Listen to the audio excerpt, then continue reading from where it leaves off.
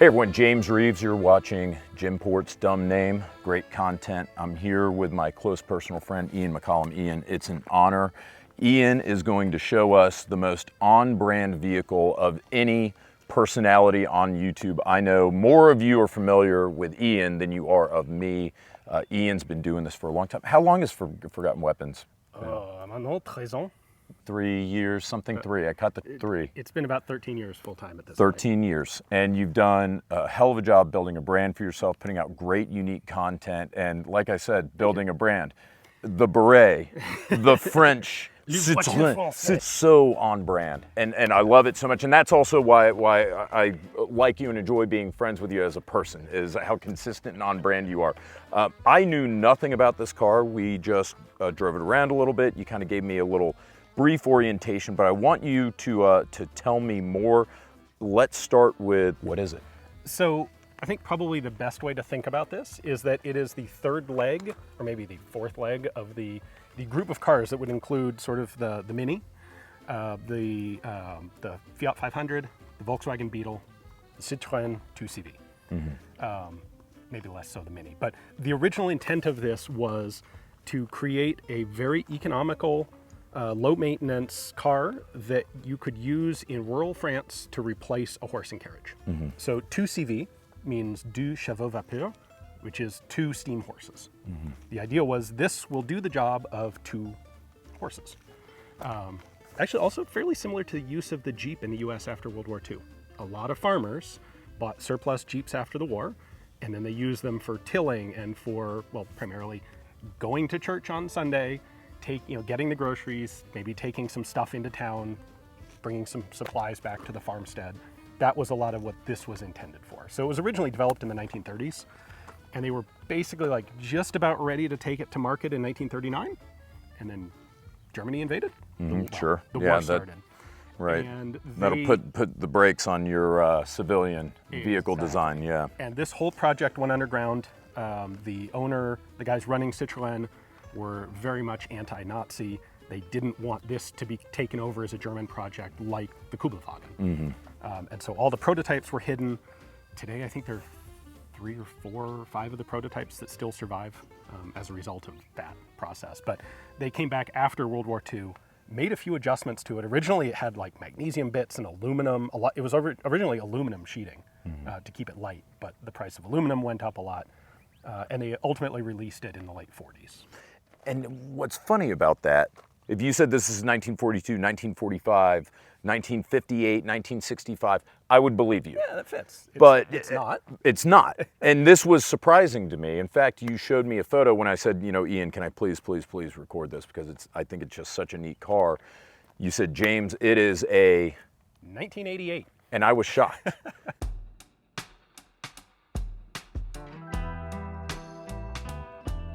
How long were they making these? So from the 30s until when? So introduced in the 40s. Actual production began in 48 or 49. Production in France ended in 88. They stretched it out 2 more years in Portugal, but 1990 is the end of production overall. That's still pretty impressive. That's an impressive run. This specific version, they made 3.8 million. Oh my Considering everything in the 2CV family, it was close to 10 million vehicles. Wow. Over about 50 years. These were never commercially imported into the US. The only ones that are here are ones that individuals brought in. So I found this thing on eBay Motors 4 years ago, I think now, out of Wisconsin, and bought it in essentially the condition you see it. Well, it's in wonderful shape. And I know you get over to France quite a bit, summer over there and what have you. Do you see a lot of these running around? You do see them around, much more so in Europe than here. They are susceptible to rust because it's all thin sheet steel. I'm very lucky here in Arizona. It's super easy to maintain something like this. Ironically, the place I see the most is in Paris as tourist cars. You can hire a 2CV and have like the tourist drive through central Paris in a 2CV with the top down. I'd pay for that. Yeah, exactly. Dude, I'd pay some francs for that. It drives well, it handles well, it's extremely charming. It's a very fun kind of open air, plein air vehicle. There's a lot more clever elements to this vehicle than you would expect. It's not something that was knocked out very quickly, like what's just the cheapest, fastest way we can make this. No, it's designed to be simple and light and low maintenance, and reliable. Are you familiar with any of the kind of general design changes from the beginning in the 1940s to like the 1990s? Did they all look generally the same? Are they using roughly the same engine? So they all look generally the same. You can tell the really early ones because they have sort of a waffle pattern hood. This is more of the later standard, and that changed in the 60s. Beyond that, there's not a lot of external change. The original engine was 9 horsepower, I think. 9. Did you say 9? Yeah. Neuf? Yeah. Yeah, it was like 300 cc. They're all 2-cylinder opposed engines. So even this is this one? This is the last year of production. This is the high power one. It has 26 horsepower. Woo! So by the end, they had the 2CV4 and the 2CV6. The 4 had a 425 cc engine. The 6 had a 602 cc engine. Really, the thing that changed over 4 decades of production was adding in features as they essentially became mandatory safety minimums in different places. So the very first patterns had one headlight, because that was all that was required in France at the time. By this point, we have seat belts, we have turn signals, we have brake lights, 2 headlights, all that sort of current stuff. This thing, the engine is tiny, obviously. So it's a 2-cylinder engine. Another example of a cool, clever feature. By this point, we have disc brakes up front, but they are inboard. So the brakes... That's really interesting. I can't say I've ever seen that before. Yeah. The brake assembly is mounted to the engine block, and then the axle comes off of it. So by doing that, the brake assembly doesn't have to decelerate its own weight. You've just got the tire and the axle. Whereas if you have the brakes on the wheels themselves, then you've added that much more weight to the whole assembly that has to be slowed down. You have suspension rods connecting the front and rear wheels on each side, and they're inside these tubes with compression springs that run this direction.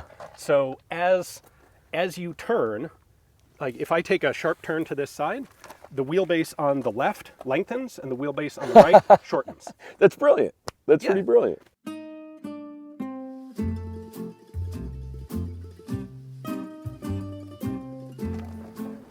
That is because of the suspension, which is one of those elements that's totally weird and unique. It was in one of the design requirements was this needs to be able to take rough terrain. The apocryphal thing is that it's supposed to be able to drive across a freshly plowed field with a basket full of eggs and not break any. And I don't know if that was quite real or not. That's the story you will see absolutely everywhere. And it'll do it too. No, I'll buy it because I love the spec. You even have the Michelin tires, by the way. I love that too.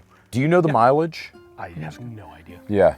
It's got a 5-digit odometer in kilometers, and I have absolutely no idea if it's rolled over 0 times or 100 times. I don't know what the gas mileage of this actually is today, but the original design spec was 80 miles per gallon. Do you know how many gallons it holds? It's like 4.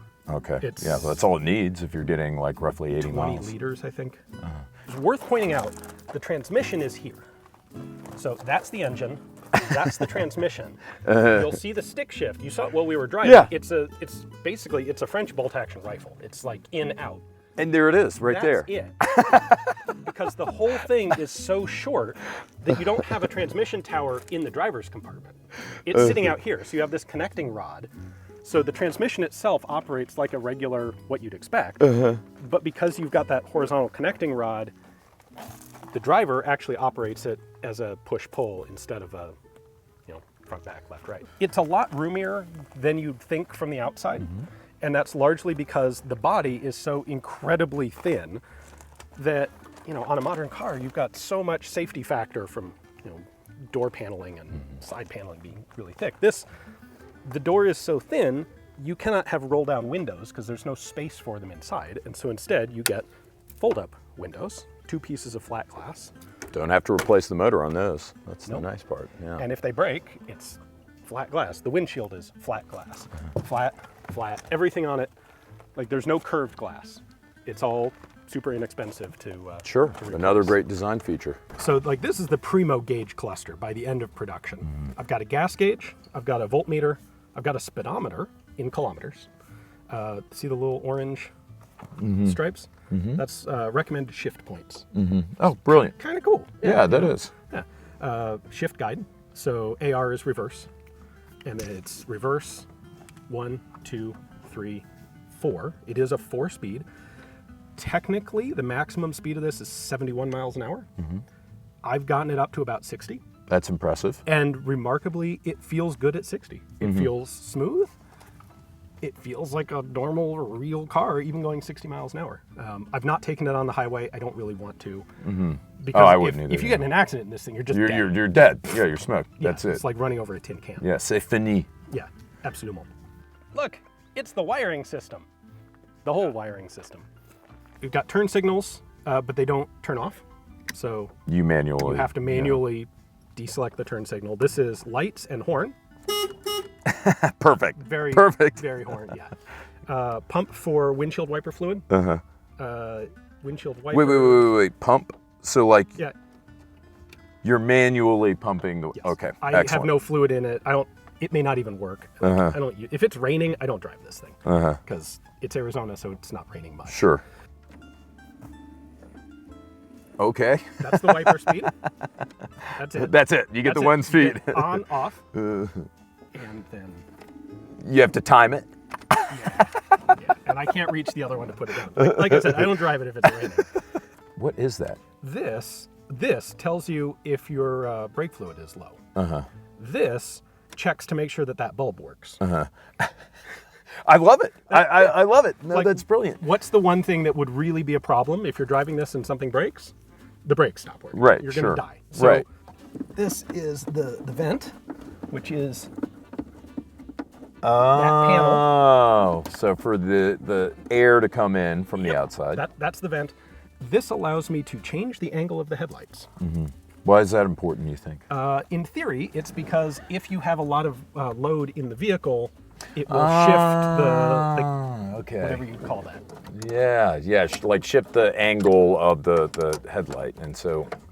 And this is just a super simple lever that screws a cable in and out. Door handles.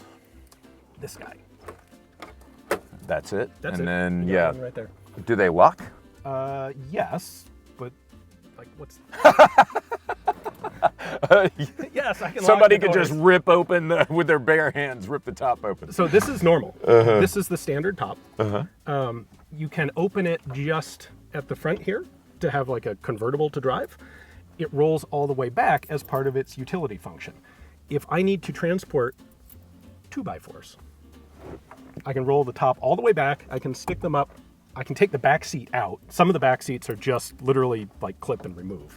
This one this is the complicated one. It's got like 2 bolts holding the seat. Yeah, sure. The doors are thin. There's nothing inside it. You know, the floor panel is literally just one panel. The trunk is not a separate thing. It's just like there's a piece of cloth connecting the back seat onto like up here, but it's just one open environment. That's the back of the back seat. If you pull the back seat out, You've got all that space Yeah. if you need it. this panel is removable. This is just a wooden panel in there, and it does have a spare. It's a full-size spare because there is no tire smaller than this already. Right. Sure. There's no point in a donut when the Right. full size is this. It's clever and it's really easy. It's an easy car to have. It's a 1988. It runs on unleaded gas. Like from the factory, it was always unleaded. It's air cooled. I don't think I mentioned that. There's no radiator. Yeah, I so noticed that. You don't have to worry about that. Yeah. So in that way, it's just like a Porsche 911. In most ways, it's just like it, really. I mean, honestly, how different is it really? No, I wouldn't say much. I mean, I'll tell you this: more women will talk to you in this. Oh, absolutely. You know, Porsche 911, you're getting all dudes talking to you. Oh, yeah. Unfortunately. If I put my dog in the back of this, like, oof, Yeah. Oh, I can the imagine. schedule. I can imagine. It's a charming little vehicle. It has that je ne sais quoi. Ian. Well, actually, I think I can say it. And again, the cleverness of the design. It's aesthetically, it's a good-looking car. It's very pragmatic. Thank you again for showing us. You're welcome. Me and everyone on Jim Ports here, my channel, which is about to turn a year old, doing car stuff. Like I said, many of you know Ian. If you don't, you are missing out. Forgotten Weapons, seriously, Forgotten Weapons. Ian is probably one of the best known and most respected people in the gun space where I kind of came from. So if you don't know Ian, please go check him out, Forgotten Weapons. Also a big scuba guy as well. So yeah, it's funny, you have a second channel on cars, I have a second channel on scuba. And what's that? That is Deep Dive with Ian. Man. Been running for almost a year. And Look at has us. Almost the exact same number of subscribers as Jim Ports. Yeah, look at us on our little side quest. Look at us, Ian. Yeah, I mean, I think I met you for the first time around 10 years ago, and we've come a long way, my friend. Yes, We've we come have. a long way. Guys, thank you so much for watching. Take care.